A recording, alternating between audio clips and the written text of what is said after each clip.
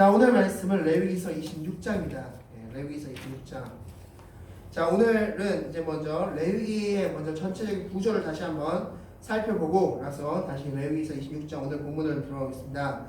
레위기서는 크게 총 먼저 지난 주까지 25장까지 보았는데 먼저 1장부터 7장은 5대 제사에 대해서 말씀하고 있습니다. 그리고 8장부터 10장은 제사장 위임식, 그리고 11장부터 16장은 정결 규례, 17장부터 20장까지는 거룩함에 대해서 말씀하고 있고 21장부터 25장까지는 절기에 대해서 말씀해 주셨습니다. 물론 간략하게 설명한 것이고 세부적으로 들어가면 더 깊이 있는 말씀들이 들어가 있습니다. 자, 그렇게가 25장까지 말씀이었고 오늘은 레위기서 26장입니다. 이 레위기서 26장은 무엇이냐? 바로 레위기서의 마지막 장이다라고 할 수 있습니다. 레위기의 마지막 장. 그러면 한번 여러분이 의문을 들 수 있겠죠. 왜냐하면 레위기서는 총 몇 장으로 이루어졌습니까? 27장으로 이루어졌는 데가 26장이 마지막 장이다라고 말씀하셨기 때문에 아닌데 27장 한 장 더 있는데 라고 생각하시겠죠. 자, 26장 46절 말씀 한번 넘어갑니다. 레위기서 26장 46절 말씀.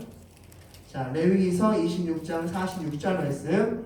우리 다 같이 한번 읽겠습니다. 시작. 이것은 여호와께서 시내산에서 자기와 이스라엘 자손 사이에 모세를 통하여 세우신 규례와 법도와 율법이니라. 아멘. 자, 여기서 이것은이 무엇일까요? 이것은 자, 바로 1장부터 레위기 1장부터 했던 그 모든 레위기 말씀들이죠. 자, 출애굽기 40장이 어떻게 끝났습니까? 우리 레위기 1장 할 때 말씀드렸죠. 출애굽기와 레위기는 한 형제입니다. 라고 말씀드렸죠. 즉, 출애굽기 40장이 어떻게 끝났습니까? 자, 성막을 다 지었습니다. 하나님께서 말씀하신 대로 부살렐과 오홀리압에 의해서 모든 성막이 다 지어지고 기름을 발랐습니다. 그때 무엇이 임했습니까? 하나님의 임재가 임했죠. 그 임재는 그렇게 하나님과 친하게 지냈던 모세조차도 들어가지 못하는, 입장하지 못하는, 가까이 가지 못하는 정도의 임재였습니다. 이것은 인간이 감당할 수 없는 임재였습니다. 그 임재가 임했습니다. 그러면서 레위기 1장 1절에서 뭐라고 말씀하셨습니까? 그리고 모세를 성막에 불렀다라고 말씀했죠. 즉 임재가 강력한 임재가 지나간 후에 하나님께서는 모세를 성막에 부르셔서 말씀하신 게 첫 번째인 5대 제사부터였죠. 5대 제사부터 시작해서 지금까지 25장까지 모든 말씀을 지금 하나님께서 주신 것입니다. 그것을 26장 46절에서 이것은으로 표현한 것입니다. 즉, 이 레위기서 26장은 이 모든 것을 다 말씀하신 마지막의 메시지다라는 것입니다. 그래서 레위기서 26장은 마지막 메시지라는 것을 먼저 염두해 주시고 27장이 무엇인지에 대해서 27장 나눌 때 자세히 다시 한번 말씀드리겠습니다. 어찌됐건 26장은 그런 것임을 기억하면서 26장의 구조는 굉장히 단순합니다. 26장 맨 위에 보면 뭐라고 적혀 있습니까? 위에 상과 벌, 26장 3절이죠. 26장 3절 보면 상과 벌이라고 적고 있죠. 26장은 하나님 율법을 지킨 자에게 내려지는 상, 율법을 지키지 않은 자에게 내려지는 벌로 구성되어 있는 게 26장입니다. 구조는 이렇습니다. 26장 1절, 2절은 우상 섬김과 안식에 대해서 말씀하고 있습니다. 3절부터 13절은 율법 준수한 자에게 내려지는 상, 14절부터 46절은 율법을 준수하지 않은 자에게 내려지는 벌, 이렇게 말씀이 구성되어 있습니다. 자, 오늘의 질문은 이것입니다. 왜 하나님께서는 이 26장, 레위기의 마지막 장으로 불리는 이 26장에서 우상 숭배에 대한 이야기를 하셨을까? 왜 우상 숭배에 대한 이야기를 하셨을까라는 것이 오늘의 질문입니다. 이 오늘 말씀을 잘 들으시고 특별히 내가 어떻게 살아야 될지, 내 인생을 어떻게 사는 게 가장 현명하고 가장 지혜롭게 사는 것인가에 대해서 궁금하신 분이라면 오늘 말씀대로 사시기 바랍니다. 오늘 제가 들려드릴 이 말씀대로만 사시는 게 가장 현명하고 가장 지혜롭게 인생을 사시는 방법이다 라고 말씀드리겠습니다. 자, 이제 말씀 들어가겠습니다. 자, 다시 한번 질문 드리겠습니다. 왜 하나님은 26장에 뜬금없이 우상을 섬기지 말라라는 말씀을 하셨을까? 앞에까지 25장까지 보면은 절기에 대해서 말씀하셨습니다. 절기에 대해서 말씀하시면서 전혀 우상에 대한 언급을 하지 않으셨다가 갑자기 26장에서는 우상에 대해서 말씀하고 있다는 겁니다. 왜 그러셨을까? 자, 먼저 다시 한번 말씀드리지만 26장은 레위기의 어떤 장이다? 마지막 장이다. 정리장이다. 정론장이다. 라는 것을 말씀드렸죠. 26장은 마지막 장이라고 보시면 됩니다. 자, 한번 이런 가정을 한번 해봅시다. 어떤 부모님이 있습니다. 어떤 부모님이 이제 여행을 몇 달 동안 하십니다. 몇 달 동안 여행을 떠나십니다. 자, 그렇게 여행을 떠나시기 직전에 자녀들에게 며칠에 걸쳐서 막 얘기하는 거죠. 얘들아, 가스불은 잘 잠궈야 되고, 밸브를 잘 잠궈야 되고, 수도는 이렇게 해야 되고, 너희들 도시락은 이렇게 싸고, 너희들 어려울 때는 저기 근처에 사는 외삼촌 가고, 막 이러면서 여러 가지 막 얘기를 합니다. 너희들 숙제 꼬박꼬박 해야 되고, 학교 늦지 말아야 되고, 학교 갔다 오면 숙제부터 뭐 해야 되고, 막 이런 얘기를 막 했습니다. 자, 그렇게 이야기하다가 이제는 정말로 해외를 가야 될 때입니다. 공항 앞에입니다. 공항 앞에 딱 가서 이제 출국을 하기 직전, 그때 이 부모님들이 자녀에게 무슨 말을 할까요? 이제 들어가면 몇 달 동안 보지 못합니다. 무슨 이야기를 할까요? 가장 이 부모님이 중요하다고 생각하는 그 말을 하겠죠. 이 아이가 뭔가 실수를 많이 하는 아이라면 조심히 해라, 조심히 생활해라 라는 말을 할 것이고, 공부를 너무 안 하는 아이라면 너 꼭 공부해야 돼, 알았지? 너 꼭 공부해, 알았지? 하면서 떠날 것입니다. 즉, 가장 하고 싶은 말, 지금까지 했던 수많은 말 중에서 가장 하고 싶은 핵심 메시지를 마지막 떠나기 직전에 할 것입니다. 이 26장에서 왜 우상 숭배를 마지막으로 했는지가 바로 이것이 정답이 여기에 달려져 있습니다. 하나님은 이스라엘 백성들에게 레위 1장부터 수없이 말씀하셨습니다. 수만 가지를 말씀하셨습니다. 그런데 이 말씀에서 가장 핵심되자 이스라엘 백성들이 꼭 해주고 싶은 이야기가 바로 우상 숭배하지 말라는 말씀이었던 겁니다. 마치 출국하기 직전에 엄마 아빠가 자녀들에게 진짜 하고 싶은 이야기를 하는 것처럼 마지막 정말 당부의 메시지, 그게 바로 우상 숭배다라고 말씀드릴 수 있습니다. 자, 레위기서는 이제 지금 이스라엘 백성들이 시내산에서 지금 말씀을 받고 있는데, 이 시내산에서 이루어질 말씀들을 말씀하는 겁니까? 아니면 가나안 땅에 입성한 후의 메시지를 말씀하는 겁니까? 가나안 땅에 입성한 후에. 즉, 이스라엘 백성들이 이제 가나안 땅에 들어갈 건데 곧 들어갑니다. 그때 하나님께서 이렇게 살라고 말씀하신 게 레위기 말씀입니다. 앞으로 너희가 이렇게 살 텐데 이렇게 사는 게 가장 복되다라고 말씀하신 게 레위기 말씀이라는 겁니다. 자, 그때 이 가나안 땅에 이스라엘 백성들이 들어가게 되면 누구를 만납니까? 이 땅, 지금 이스라엘 백성들이 들어갈 가나안 땅에는 누가 살고 있습니까? 지금? 가나안 7족속이라고 불리거든. 이방 백성들이 살고 있죠. 이 가나안 7족속들은 무엇을 각자 가지고 있습니까? 우상을 가지고 있죠. 이스라엘 백성들이 먼 옛날까지는 아니죠. 자, 광야 시대 때 무슨 일을 저질렀습니까? 한번 금송아지 사건이 있었죠. 이스라엘 백성들이 금송아지를 만들었습니다. 왜냐하면 이스라엘 백성들이 노예로 애굽에 있을 때 그 애굽의 부와 명예, 권력을 보면서 그들이 섬기는 금송아지가 너무나 귀하게 보였던 겁니다. 그래서 모세가 잠시 자리를 비운 사이, 하나님의 부재가 느껴지는 사이, 그들은 이 존재가 하나님이다 하면서 아론을 시켜서 금송아지를 만들었습니다.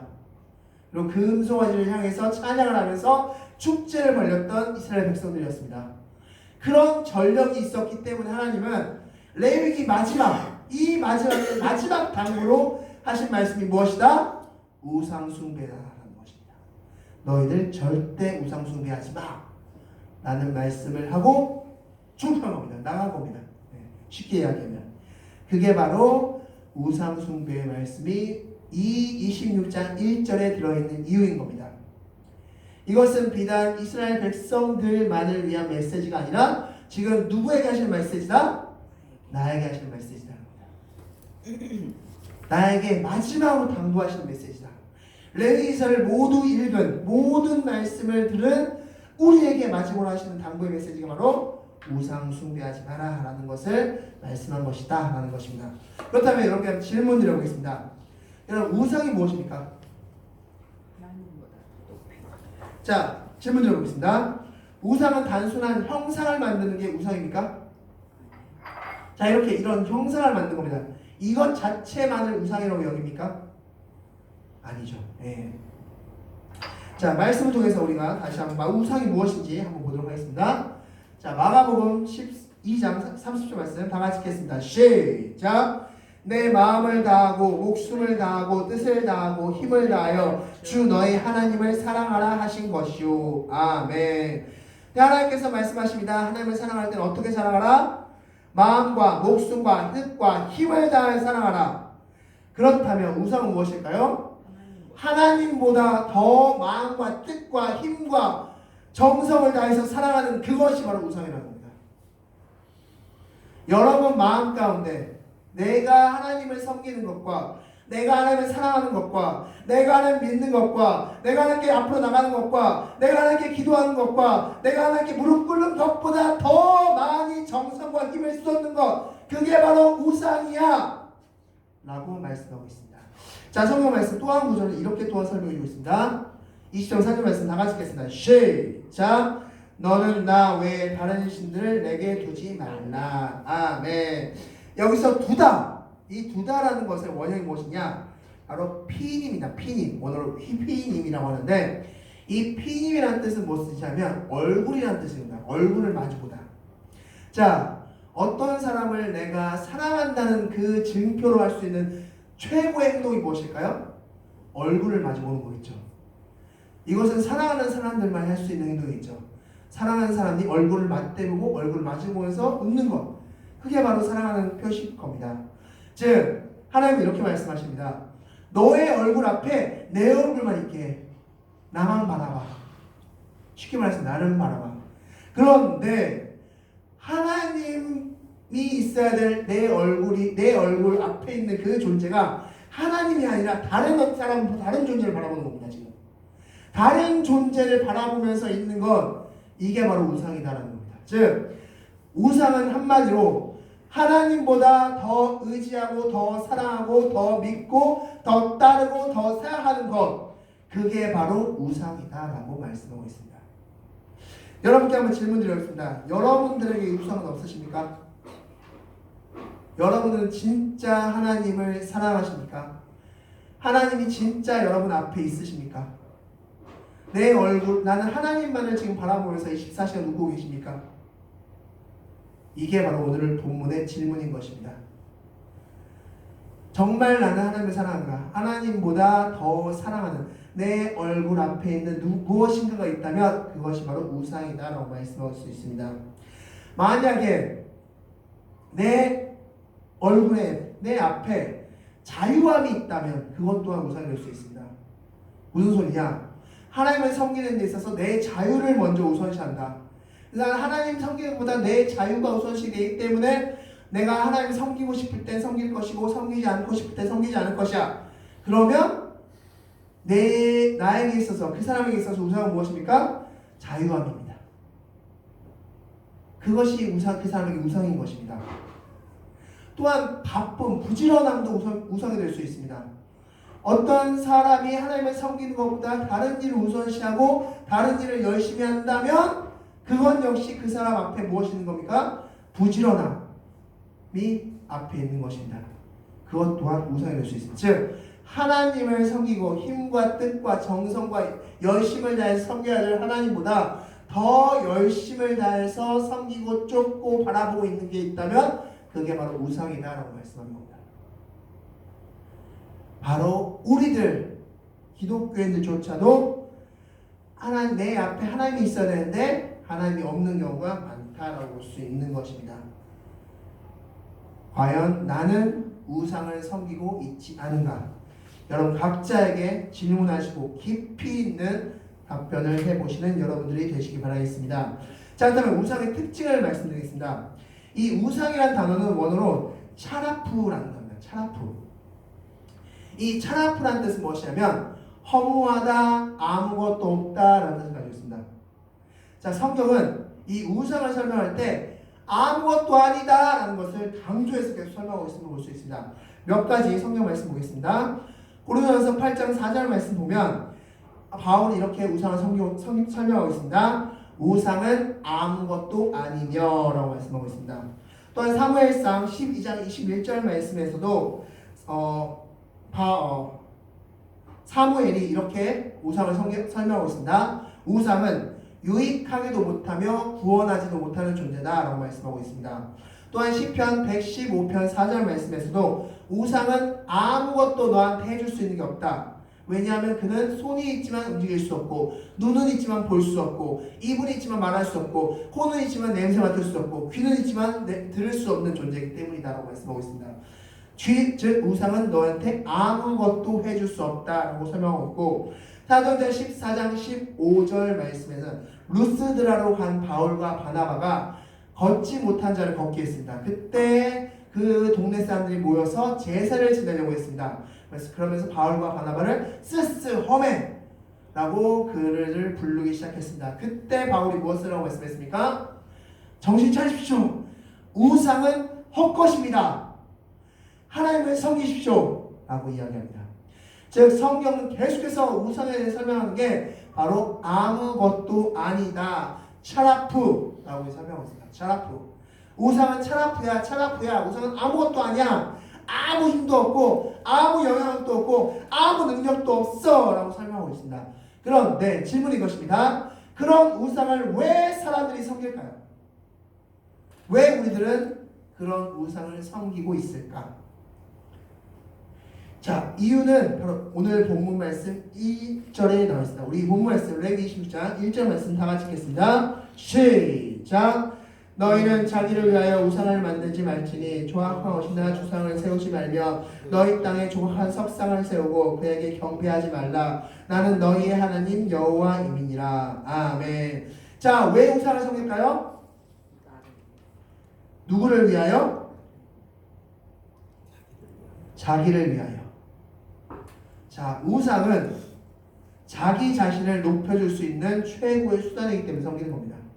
자기 자신에게 만족감을 줄 수 있는 최고의 수단이라고 생각하기 때문에 우상을 섬기는 것이다 라고 할 수 있는 겁니다.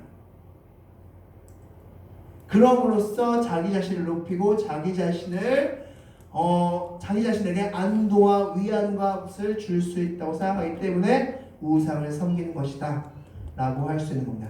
그 목적이 바로 자기를 위한 겁니다. 자기를 위한 거. 자기를 높여주고 자기에게 평안함을 주고 자기를 사람들에게 높여줄 수 있고 이름을 낼 수 있다고 생각하기 때문에 우상을 섬기는 것이다 라고 할 수 있는 겁니다. 이 우상이 바로 자기 자신을 평안하게 해주고 안락하게 해준다고 여기기 때문에, 그렇기 때문에 우상을 섬기는 것이다 라고 말씀할 수 있습니다. 그런데 그렇다면 성경에서 하나님은 우리에게 무엇을 말씀하셨습니까? 갈라디아서 2장 20절 말씀, 내가 그리스도와 함께 십자가에 못 박혔나니 그런즉 이제는 내가 산 것이 아니오라고 말씀하셨죠. 자, 또한 요한복음 12장 24절 말씀, 하늘의 밀알이 떨어져 죽지 않으면 그대로 있고 죽으면 많은 열매를 맺는다. 공통점이 무엇입니까? 자기 부진, 자기 부인, 자기 부정입니다. 성경은 자기를 높이라고 말씀하고 있지 않습니다. 우상은 자기를 위하여 너의 안락과 너의 평안과 너의 위대함과 너의 자리와 그런 것들을 위해서 우상을 섬기는 것이 좋다라고 말하고 있지만, 성경은 너는 죽어야 돼, 너는 부인돼야 돼, 너는 부정돼야 돼 라고 말씀하는 게 성경이라는 것입니다.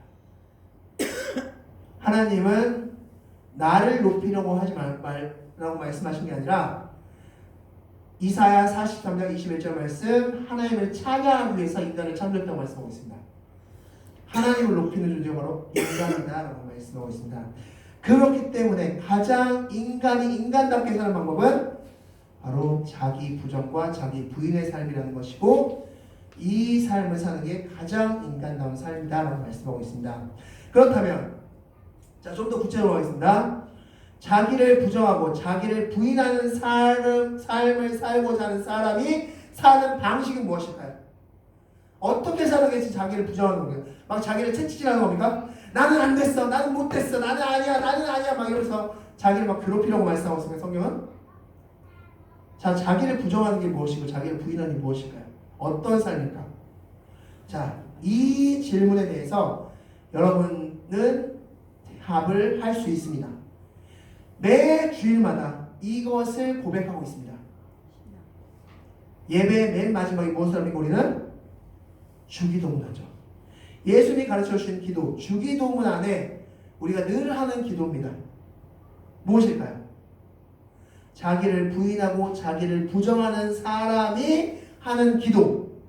나는 이렇게 하고 싶습니다. 이렇게 되기를 원합니다. 라고 늘 여러분은 매 주일마다 기도하고 있습니다. 무엇입니까? 바로 오늘날 우리에게 일용할 양식을 주옵시고. 네, 맨날 기도하시죠. 매주마다. 이 기도가 무슨 뜻일까요? 우리에게 일용할 양식을 달라고. 즉 하나님께 의지하는 거죠. 매일 하나님께 의지하는 삶을 살라는 겁니다. 예수님이 이 기도를 가르치신 이유는 가장 인간다운 삶은 하나님께 의지하는 삶이다. 매일마다 매일 너가 하나님께 의지하는 삶을 사는 것, 즉 반대로 말하면 우상을 섬기지 않는 삶이 가장 인간다운 삶이다라는 걸 말씀하는 겁니다. 그래서 레위기 맨 마지막이 우상 섬기지 마 라는 말씀을 하신 것이다 라고 할 수 있습니다. 예수님은 이 말씀을 하시고 그냥 말씀으로 끝난 것이 아니라 예수님 또한 그 말씀을 실천하셨습니다. 어떻게 실천하셨습니까? 늘 습관을 쫓아 감람산으로 가셨다라고 말씀하고 있습니다. 늘 기도하셨습니다. 예수님은 사실 기도하실 필요가 있을까 없을까요?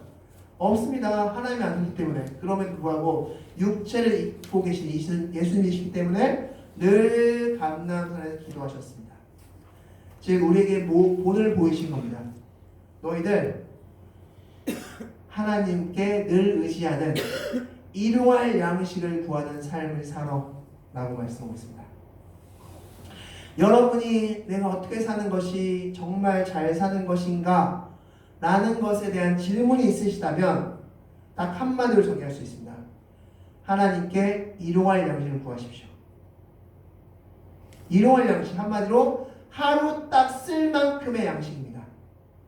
이 양식을 구하는 삶이 가장 현명한 삶이다 라는 것을 볼 수 있습니다. 자, 이것에 대해서 가장 정확하게 말씀해 주시는 게 바로 출애굽 사건이 아닐까 싶습니다. 자, 이스라엘 백성들이 출애굽을 했습니다. 하나님께서는 두 가지를 주셨습니다. 무엇과 무엇입니까? 그게 첫 번째는 불기둥과 구름기둥으로 보호하셨죠. 두 번째는 만나와 메추라기로 먹이셨습니다. 하나님은 불기둥과 구름기둥으로 보호하시고 만나와 메추라기로 먹이시면서 그렇게 이스라엘 백성들을 이끄신 결과 신명기 29장 5절 말씀에서는 뭐라고 말씀하고 있습니까? 신발이 해지지 아니하고 옷이 낡지 아니했다라고 말씀하고 있습니다. 옷이 낡지 아니하고 신발이 해지지 아니했다. 그러면서 그 다음 절인 29장 6절 말씀에서 뭐라고 말씀하고 있냐면 너희에게 떡도 먹지 못하겠고 포도주도 마시지 못하겠는데 왜냐하면 하나님이 너희의 하나님을 알게 하기 위함이다라고 말씀하고 있습니다. 떡도 먹지 못하겠다, 포도주도 마시지 못하겠다는 것은 금식 금령을 내는 게 아니라 무슨 뜻입니까? 우상을 섬기지 못하겠다는 겁니다.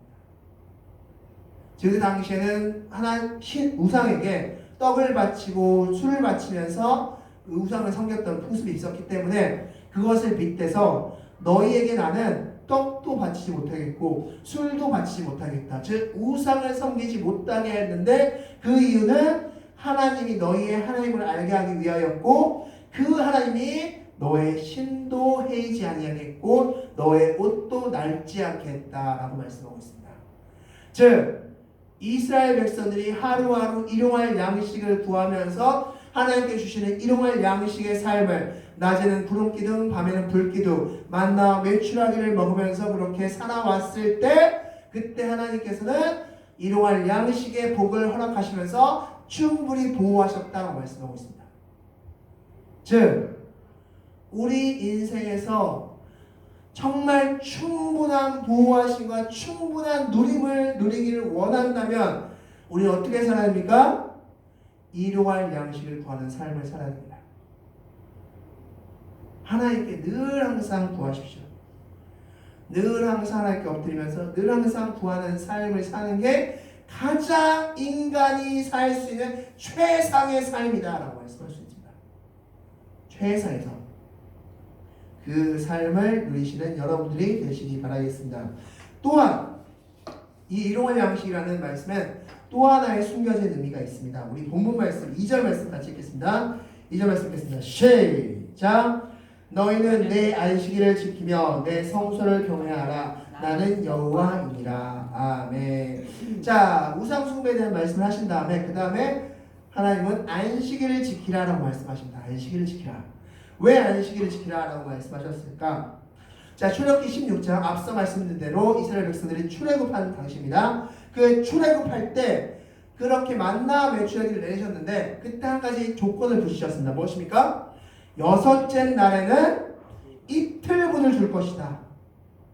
원래 만나 메추라기는 그 날이 지나면 썩게 되어 있었습니다. 근데 하나님께서는 6일째 되는 날에는 이틀분을 주셨고 그래서 7일째 안식일이라고 지정하시면서 그 날은 너희가 안식해라고 말씀하셨습니다. 그리고 실제로 6일째 되는 날에는 각 사람당 2배를 거두었습니다. 그리고 하루는 먹고 남은 건 또 하루 먹고 그래도 그것이 썩지 않고 잘 먹을 수 있었습니다. 그런 삶을 몇십 년 동안 40년 동안 살았던 겁니다. 하나님은 안식일이라는 것을 주셨습니다. 이때 하나님이 안식일이라는 것을 주신 이유가 무엇일까요? 바로 주인이 누구인지를 알려주기 위해서. 만나 메추라기가 우연찮게 여섯째 날에 이틀분이 떨어졌을까요? 아니죠. 누가 다 주관하신 겁니까? 하나님이 다 주관하신다는 것은 즉 주인이 하나님이라는 것을 말씀해주는 장면이 바로 안식일이라는 말씀입니다. 우리가 왜 안식해야 됩니까? 우리가 왜 안식해야 될까요? 내 삶의 주인이 누군지 알기 위해서입니다. 내 삶의 주인이 누구지? 그 질문에 대한 답을 얻기 위해서 우리는 안식해야 됩니다. 안식일은 하나님이 너의 삶의 주인은 나다라는 것을 가르쳐주신 말씀이다. 그래서 하나님이 6일째 되는 날에는 이틀분을 주실 수 있었습니다. 주인이 하나님이니까. 주인 마음대로 한 겁니다. 내 삶의 주인이 누구인지 혹시 모르신다면 안식하시기 바랍니다. 하나님께 주시는 안식, 즉 하나님께 기도하고 그 하나님께 기다리고 매달리시는 그런 삶을 사시기 바라겠습니다.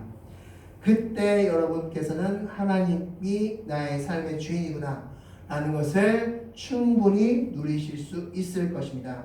자, 말씀을 통해서 보겠습니다. 출애굽기 20장 8절 말씀. 자, 다 같이 한번 읽겠습니다. 시작. 안식일을 기억하여 거룩하게 지키라 라고 말씀하셨습니다. 이때 처음 안식이라는 용어가 드디어 등장했습니다. 즉 이스라엘 백성들에게 시내산에 머물고 있는 이스라엘 백성들에게 너의 주인은 하나님이다. 나 하나님이다라는 걸 말씀해 주기 위해서 바로 이 안식일이라는 걸 주셨고 안식일을 지키도록 하셨고 만나와 메추라기를 그 직전 전날 2배를 허락하신 겁니다. 다 이 모든 것의 이유는 하나님이 주인 줄을 알게 하기 위해서. 여러분의 삶 가운데 내 삶의 주인이 누구인지 알기 원한다면 어떻게 해야 됩니까? 안식하셔야 됩니다. 하나님 안에서 안식하셔야 됩니다. 즉 하나님께 하나님 내 삶의 주인이 하나님이므로 하나님께 모든 걸 맡깁니다. 하나님께 내 삶의 모든 것을 맡깁니다 라고 기도하고 정말로 하나님께 모든 것 일거수일투족 다 하나님께 맡기는 삶, 그 삶을 여러분께서 살아가신다면 정말 하나님이 주인이다, 하나님 정말로 주인이구나, 내 삶의 정말 주인이 하나님이구나, 내가 지금까지 내 삶의 주인인 줄 알았고 내가 삶을 이끌어 가야 되는 줄 알았는데 진짜 삶의 주인은 하나님이구나 라는 것을 여러분 충분히 경험하시면서 누리실 수 있을 것입니다. 그 삶을 누리고 사시는 여러분들이 되시기 바라겠습니다. 그게 바로 이스라엘 백성들에게 안식일이라는 것을 주신 목적이다 라고 말씀드릴 수 있습니다. 말씀을 정리하겠습니다. 오늘 말씀은 레위기 26장, 레위기의 그 마지막 장에 대해서 말씀하였습니다. 레위기 26장은 바로 제 시작은 바로 우상 숭배하지 말라라고 말씀했습니다. 왜 이 말씀하셨다고 말씀하셨습니까? 이스라엘 백성들에게 또한 우리에게 내려주는 최종 당부의 말씀입니다. 이제 앞으로 이 다음 주부터 이루어질 3장부터 6절까지는 바로 상과 벌에 대한 말씀인데, 이 하나님께서 주시는 상을 누리기 위해서는 무엇을 하면 안 됩니까? 우상 숭배를 하면 안 되기 때문입니다. 그래서 우상 숭배는 먼저 나는 너한테 상을 마음껏 베풀고 싶다는 겁니다. 다음 주에 말씀드리겠지만 정말 어마어마한 상들이 준비되어 있습니다. 그것을 다 약속하셨습니다. 단 너희가 무엇을 하지 않으면, 우상 숭배하지 않고 안식일을 지킨다면, 즉 안식한다면, 하나님 안에서 안식한다면, 자 그렇다면 하나님 안에서 안식하는 사람의 삶의 행태는 무엇이라고 말씀드렸습니까? 바로 일용할 양식, 일용할 양식을 구하는 삶이라고 했습니다. 매일매일의 삶 가운데 일용할 양식을 구하시기 바랍니다. 그래서 하나님 오늘도 하나님의 일용할 양식을 구합니다. 그 다음 날도 하나님 오늘도 하나님의 일용할 양식을 구합니다. 매일매일 하나님의 일용할 양식을 구하는 그런 삶을 사시는, 그래서 가장 축복되는 삶을 사시는, 인생에 있어서 가장 축복된 인생을 사시는 그런 여러분들이 되시기 바라겠습니다. 기도하시겠습니다. 다 같이 하나 기도하겠습니다.